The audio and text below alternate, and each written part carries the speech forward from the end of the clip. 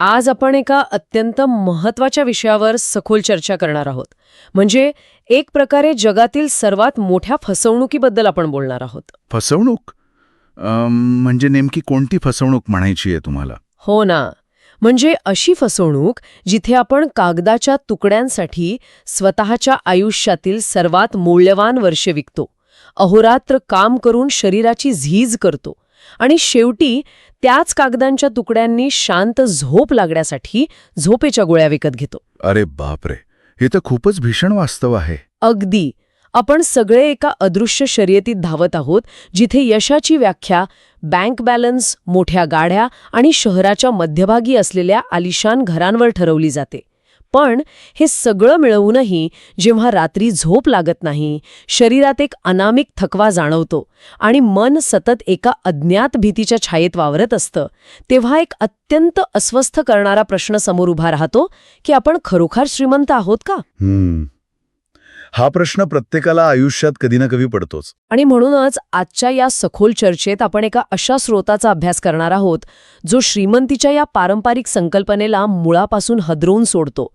आजचा आपला स्रोत आहे विद्यावाचस्पती विद्यानंद यांचे खरी समृद्धी, शरीर मन संतुलनाची अनमोल संपत्ती, हे अत्यंत विचार करायला लावणारं लेखन. हो, मी हे वाचलंय. हे लेखन खरोखरच डोळे उघडणारं आहे. नक्कीच. तर आजचे आपले उद्दिष्ट अगदी स्पष्ट आहे. आपण खरोखर कशाच्या मागे धावत आहोत आणि आपली खरी संपत्ती नेमकी कशात दडली आहे याचा आपण मुळापासून शोध घेणार आहोत. ठीक आहे, आपण हे थोडं उलगडून पाहूया. कारण आजच्या या धावपळीच्या आणि स्पर्धेच्या जगात आपण यशाच्या ज्या व्याख्या बनवून ठेवल्या आहेत त्या कदाचित केवळ चुकीच्याच नाहीत, तर आपल्या अस्तित्वासाठी अत्यंत घातकही असू शकतात. हो, आणि यावर विचार करताना एक मोठा विरोधाभास समोर येतो.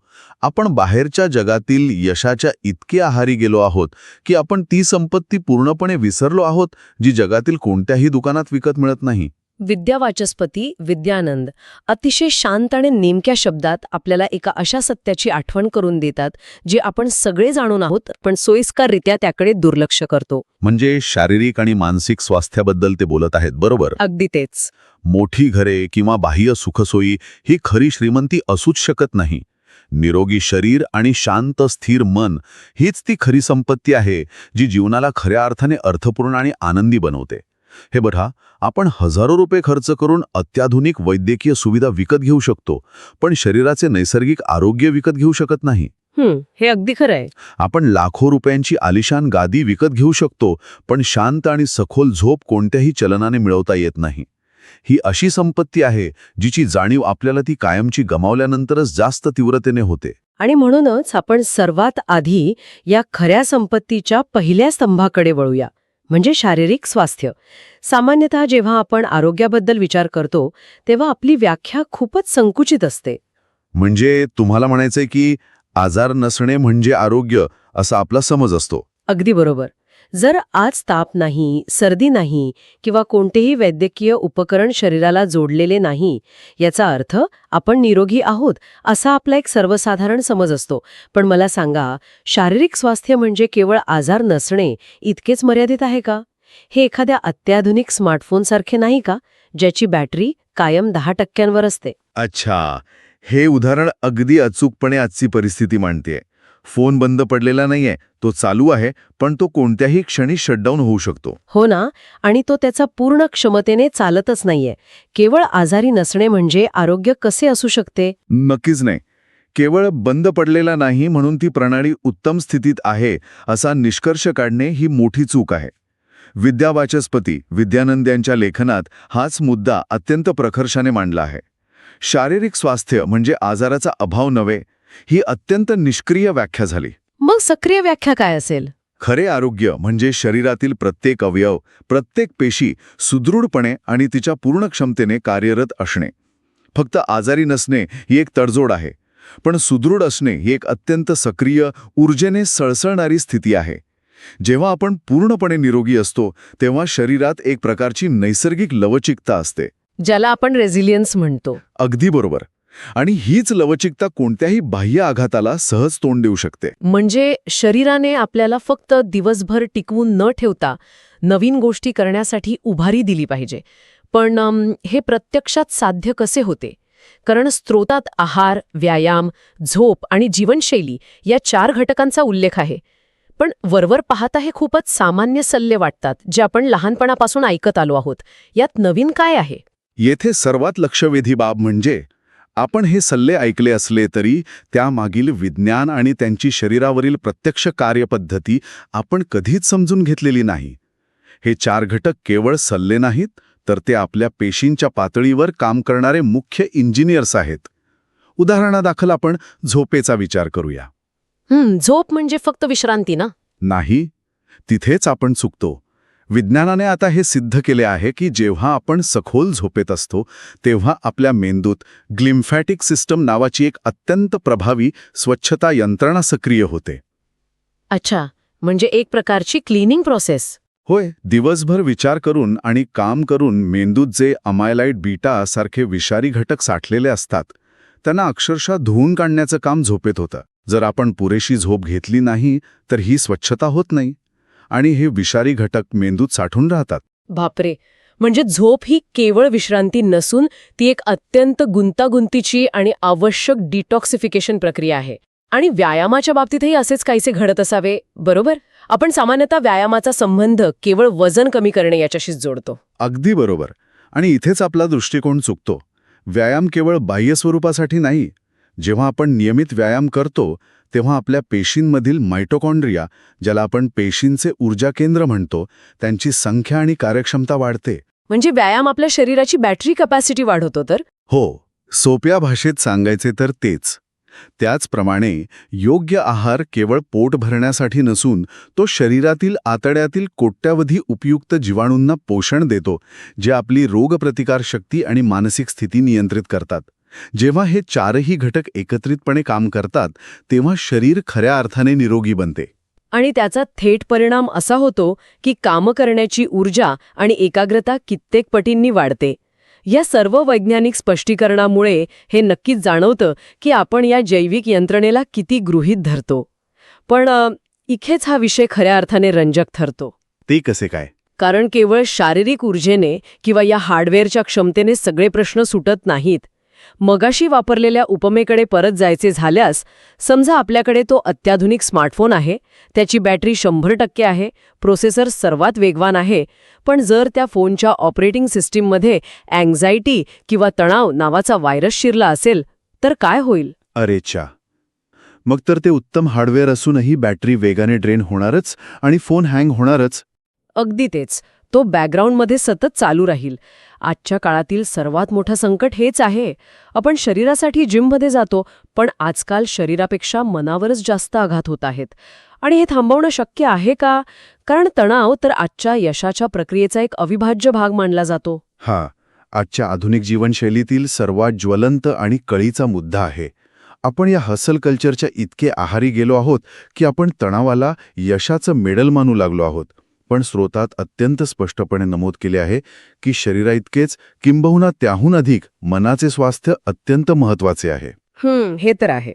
आजच्या युगात ताण, चिंता, जीवघेणी स्पर्धा आणि समाज माध्यमांमुळे निर्माण होणारी इतरांपेक्षा मागे पडण्याची भीती, हे सर्व घटक मनावर सतत एक प्रकारचा अदृश्य पण प्रचंड दबाव निर्माण करत असतात. पण मग आपण याला आजचे संकट का म्हणतोय? पूर्वीच्या काळीही माणसाला जंगलात प्राण्यांपासून धोका होताच, तेव्हाही तणाव होताच ना? हा, खूप चांगला प्रश्न आहे आणि याच्या उत्तरातच या समस्येचं मूळ दडलेले आहे. उत्क्रांतीच्या काळात माणसाला येणारा तणाव हा तात्पुरता होता. समजा समोर एखादा हिंस्र प्राणी आला तर शरीरात कॉर्टिसॉल आणि ॲड्रिनालिन यांसारखी संप्रेरके स्रवतात, ज्याला आपण फाईट किंवा फ्लाईट अवस्था म्हणतो, बरोबर? अगदी तेच. याने शरीराला तात्काळ लढण्यासाठी किंवा पळ काढण्यासाठी तयार केले जाते. धोका टळला की शरीर पुन्हा मूळ स्थितीत येते. पण आजच्या जगात आपला बॉस, ईमेल्स, कर्जाचे हप्ते किंवा सोशल मीडियावरील तुलना हे हिंस्र प्राणी बनले आहेत. आणि धक्कादायक बाब म्हणजे हे धोके तात्पुरते नसून ते 24 तास आपल्यासोबत असतात. हो ना, त्यामुळे आपले शरीर सतत या फाईट किंवा फ्लाईट मोडमध्ये अडकून राहते. मेंदू सतत कॉर्टिसॉल सोडत राहतो. या सततच्या प्रवाहामुळे शरीराची आणि मनाची अक्षरशः राखरांगोळी होते. बापरे, म्हणजे आपण सतत एका अदृश्य युद्धाच्या स्थितीत जगत आहोत. आणि या सततचा मानसिक दबावाचा अंतिम परिणाम काय होतो? सर्वात पहिला बळी जातो तो आपल्या निर्णय क्षमतेचा आणि शांततेचा. मेंदूतील भीती आणि भावनांचे नियंत्रण करणारा भाग, ज्याला एमिग्डाला म्हणतात, तो सतत अतिसक्रिय राहतो. यामुळे तर्कशुद्ध विचार करणारा प्रीफ्रंटल कॉर्टेक्स कमकुवत होतो. अच्छा, म्हणजे म्हणूनच आपण साध्या साध्या गोष्टींवरून गोंधळून जातो किंवा चिडचिड करतो. होय, जेव्हा मन अशा प्रकारे अस्थिर असते तेव्हा सर्वात आधी जीवनातील सहज आनंद हरवतो.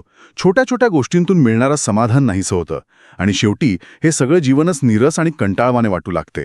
बाहेरून आपले आयुष्य कितीही परफेक्ट दिसत असले तरी आतून एक भयंकर पोकळी निर्माण होते. हे ऐकताना खरोखर अंगावर काटा येतो, कारण आपण पाहतो की बाह्य जगात प्रचंड यशस्वी असलेली, आर्थिकदृष्ट्या अतिशय सुरक्षित असलेली अनेक माणसं अचानक नैराश्याच्या गर्तेत जातात. म्हणजे बँक बॅलन्स कितीही मोठा असला तरी जर ऑपरेटिंग सिस्टीम क्रॅश होत असेल तर ती सर्व संपत्ती निरुपयोगी ठरते. अगदी बरोबर. पण मग विद्यावाचस्पती, विद्यानंद यावर केवळ चिंता व्यक्त करून थांबतात का, की यावर काही ठोस उपाययोजनाही स्रोतात दिल्या आहेत? कारण आजच्या कॉर्पोरेट जगात काम करणाऱ्या एखाद्या व्यक्तीला तणाव घेऊ नकोस असे सांगणे म्हणजे बुडणाऱ्या माणसाला पाणी पिऊ नकोस सांगण्यासारखे आहे. नक्कीच नुसता उपदेश करून भागत नाही आणि म्हणूनच स्रोतात अत्यंत अचूक, व्यावहारिक आणि शास्त्रशुद्ध उपाययोजना सुचवल्या आहेत. लेखकाने ध्यान, योग, आत्मचिंतन आणि सकारात्मक विचारसरणी या साधनांचा अवलंब करण्यास सांगितले आहे. आता हे शब्द आपल्याला आध्यात्मिक वाटू शकतात, पण त्यामागे शुद्ध विज्ञान आहे. यावर थोडे सविस्तर बोलूया. आत्मचिंतन किंवा ध्यान हे प्रत्यक्ष कसे काम करते? जेव्हा आपण ध्यानाला बसतो किंवा स्वतःच्या श्वासावर लक्ष केंद्रित करतो तेव्हा आपण आपल्या मेंदूला न्यूरोप्लास्टिसिटीच्या माध्यमातून पुन्हा नव्याने प्रोग्राम करत असतो. आपण मेंदूला शिकवत असतो की आता कोणताही धोका नाहीये, तू विश्रांती आणि पचन म्हणजेच रेस्ट अँड डायजेस्ट मोडमध्ये जाऊ शकतोस. म्हणजे आपण स्वतःला शांत राहायला शिकवतो. हो. आत्मचिंतन म्हणजे दररोज थोडा वेळ काढून स्वतःच्या विचारांकडे एका त्रयस्थासारखे तटस्थपणे पाहणे. जेव्हा आपण आपल्या भावना ओळखायला शिकतो तेव्हा आपण त्यांच्या आहारी जाण्याऐवजी त्यांच्यावर नियंत्रण मिळवू शकतो. या सवयींच्या नियमित अवलंबाने मन वर्तमानात स्थिर राहण्यास मदत होते आणि अंतर्मनात एका अथांग शांततेचा अनुभव मिळतो. ही ती शांतता आहे जी बाहेरच्या जगात कितीही गोंधळ असला तरी आतून आपल्याला खंबीर ठेवते. हे खरोखरच डोळे उघडणारे आहे. पण या चर्चेच्या या टप्प्यावर मला एक मूलभूत प्रश्न पडला आहे. कोणता प्रश्न? आपण शरीर आणि मन यांना आपल्या संपत्तीच्या बँकेतील दोन वेगळी खाती मानायचे का? म्हणजे एका खात्यात थोडं नुकसान झाले तर दुसऱ्यातून ते भरून काढता येईल, की हे दोन्ही मिळून एकच अविभाज्य असे जॉईंट अकाउंट आहे? कारण बऱ्याचदा असे दिसते की या दोन्ही गोष्टी एकमेकांपासून पूर्णपणे विलग करून पाहिल्या जातात. हा एक अतिशय महत्त्वाचा दृष्टिकोन आहे.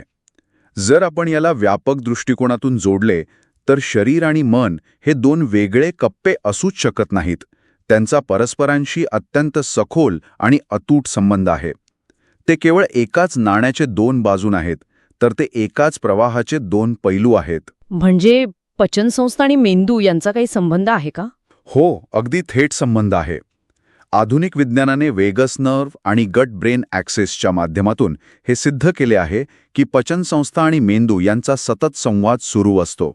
स्रोत्यात स्पष्ट केले आहे की जेव्हा शरीर आजारी असते तेव्हा मन साहजिकच खिन्न होते. उदाहरणार्थ, शरीरात एखादा जुनाट आजार असेल तर त्याचा थेट परिणाम मेंदूतील रसायनांवर होतो आणि व्यक्तीला नैराश्य येऊ शकते. आणि याच्या अगदी उलटेही तितकंच खरे आहे, नाही का? म्हणजे मनाची अवस्था शरीराला आजारी पाडू शकते. अगदी तंतोतंत. जेव्हा मन अस्वस्थ असते, सतत चिंतेत असते, तेव्हा त्याचा शरीरावर अत्यंत वेगाने नकारात्मक परिणाम होतो. मगाशी आपण कॉर्टिसॉलबद्दल बोललो. मानसिक तणावामुळे फक्त मनच थकत नाही, तर त्याचा थेट परिणाम होऊन उच्च रक्तदाब, पचनसंस्थेचे गंभीर आजार आणि हृदयविकार यांसारख्या शारीरिक समस्या निर्माण होतात. बापरे, म्हणजे आपले मन जे विचार करते, आपले शरीर त्यावर जैविक प्रतिक्रिया देत असते. अगदी तसंच. म्हणूनच शरीर आणि मन यांच्यातील हा समतोल राखणे ही केवळ एक चांगली सवय नसून ती जगण्याची प्राथमिक अट आहे. हे सर्व समजायला अगदी सोपे आहे, पण अंमलात आणायला अत्यंत कठीण. कारण हा समतोल राखणे म्हणजे सतत चालणाऱ्या एका रश्शी खेचासारखे आहे. मग हा समतोल प्रत्यक्षात कसा आणायचा? विद्यावाचस्पती विद्यानंद यासाठी कोणता मार्ग दाखवतात? यासाठी लेखकाने 3 अत्यंत महत्त्वपूर्ण मूल्यांची गुरुकिल्ली दिली आहे, जी या समतोलाचा पाया आहेत. ती मूल्ये आहेत साधेपणा, संयम आणि सजगता. या 3 गोष्टींशिवाय हा समतोल साधणे केवळ अशक्य आहे. जरा थांबा. साधेपणा अंगीकारणे ऐकायला खूप छान वाटते, पण आजच्या जगात जिथे तुमची किंमत तुमच्या यश आणि खरेदी क्षमतेवर ठरते, तिथे हा साधेपणा व्यावहारिक आहे का, की तो केवळ एक आदर्शवादी पुस्तकी विचार आहे? हा अतिशय योग्य आणि रास्त आक्षेप आहे.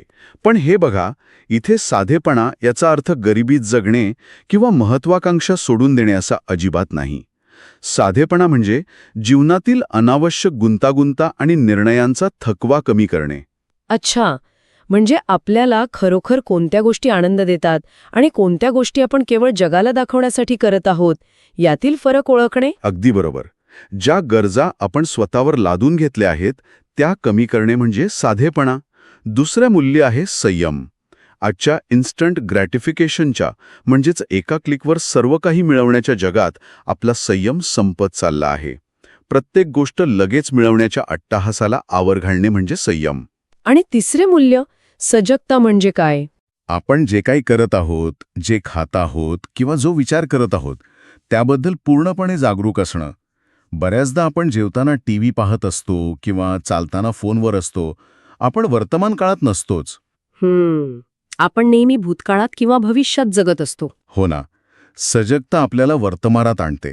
जेव्हा आपण साधेपणाने जगतो, संयम बाळगतो आणि प्रत्येक कृती सजगतेने करतो, तेव्हा मेंदूवरील अनावश्यक ताण कमी होतो आणि शरीर नैसर्गिकरित्या निरोगी राहत लागते. हाच तो शरीर आणि मनाचा समतोल. वा, हे स्पष्टीकरण खरोखरच विचार करायला लावणार आहे. साधेपणा म्हणजे अभाव नसून ती एक प्रकारची सुस्पष्टता आहे. तर मग या सगळ्या सखोल चर्चेचा, विज्ञानाचा आणि तत्वज्ञानाचा अर्थ आपण काय घ्यायचा? या संपूर्ण विश्लेषणातून आपण नेमका कोणता निष्कर्ष काढू शकतो? अंतिम निष्कर्ष हाच आहे की खरी श्रीमंती ही बँक अकाउंटमधील आकडे, बाह्य गोष्टींचा देखावा किंवा समाजातील प्रतिष्ठेत मोजता येत नाही. खरी श्रीमंती ही अंतर्मनातील समाधान, सखोल शांतता आणि कोणत्याही बाह्य परिस्थितीवर अवलंबून नसलेला नैसर्गिक आनंद आहे. अगदी बरोबर. ज्या व्यक्तीकडे निरोगी, ऊर्जेने सळसळणारे शरीर आहे आणि अत्यंत शांत, स्थिर, सजग मन आहे, तीच व्यक्ती या जगात खऱ्या अर्थाने सर्वात अब्जाधीश आहे. कारण अशी संपत्ती असलेली व्यक्ती कोणत्याही परिस्थितीत स्वतःचा तोल न गमावता अत्यंत आनंदाने जगण्याची ताकद ठेवते. म्हणजे आपण भौतिक यशाच्या मागे आंधळेपणाने धावताना एक अत्यंत गंभीर चूक करत असतो. आपण ते यश मिळवण्यासाठी स्वतःच्याच आरोग्याची, स्वतःच्याच शांततेची अक्षरशः होळी करत असतो. पण आजच्या या चर्चेने विद्यावाचस्पती विद्यानंद यांच्या विचारातून एक गोष्ट सूर्यप्रकाशासारखी स्वच्छ केली आहे की शरीर मन संतुलनाचं आरोग्य हीच एकमेव आणि खरी संपत्ती आहे. नक्कीच. जर ती आपण जाणीवपूर्वक जपली तर आपले जीवन आपोआप अत्यंत समृद्ध, अर्थपूर्ण आणि आनंदमय होते. त्यासाठी कोणत्याही कृत्रिम किंवा बाह्य खरेदीची गरज भासत नाही. अगदी तंतोतंत. आपले शरीर आणि आपले मन हेच आपले खरे आणि अंतिम घर आहे, जिथे आपण आपल्या आयुष्याचा प्रत्येक सेकंद घालवणार आहोत. आपण बाहेर कितीही मोठी घरे बांधली तरी प्रत्यक्ष वास्तव्य याच घरात असणार आहे. त्यामुळे त्या घराची काळजी घेणे, तिथे शांतता आणि समतोल निर्माण करणे, यापेक्षा मोठी गुंतवणूक मानवी जीवनात दुसरी कोणतीही असू शकत नाही. हे विधान मनाच्या अगदी तळापर्यंत भिडणारे आहे. आपले शरीर आणि मन हेच आपले खरे घर आहे. आणि म्हणूनच या अत्यंत सखोल आणि विचारप्रवर्तक चर्चेच्या शेवटी एक विचार मनात येतो, जो मूळ स्रोताच्या गाभ्यातूनच जन्म घेतो, पण तो प्रत्येकाने स्वतःला अत्यंत प्रामाणिकपणे विचारणे गरजेचे आहे. या विश्लेषणात आपण पाहिले की साधेपणा आणि सजगता या मन-शरीर समतोल राखण्याच्या मुख्य चाव्या आहेत. अगदी बरोबर. पण मग आपण स्वतःला आरशासमोर उभे राहून विचारले पाहिजे की ज्या बाह्य सुखसोयींच्या, ज्या दिखाव्याच्या आणि ज्या आधुनिक जीवनशैलीच्या मागे आपण इतक्या आंधळेपणाने धावत आहोत, त्याच गोष्टी आपल्या आजच्या मानसिक अस्थिरतेला, आपल्या हरवलेल्या झोपेला आणि आपल्या ताणतणावाला प्रत्यक्ष कारणीभूत ठरत आहेत का? आपण ज्याला प्रगती समजत आहोत तोच खऱ्या अर्थाने आपला आजार तर नाही ना? हा विचार खरोखरच अंतर्मुख करणारा आहे. हो ना, आपली ही खरी संपत्ती जपण्यासाठी आणि आपले हरवलेले स्वास्थ्य परत मिळवण्यासाठी आज याच क्षणी आपण आपल्या दैनंदिन जीवनातील कोणती एक अनावश्यक गुंतागुंत किंवा दिखावा कायमचा सोडून देऊन साधेपणा स्वीकारू शकतो यावर नक्की विचार करा. कारण खरी श्रीमंती शेअर बाजाराच्या आकड्यांनाही तर आपल्या रात्रीच्या गाढ झोपेत आणि आपल्या अंतर्मनाच्या अथांग शांततेत दडलेली आहे.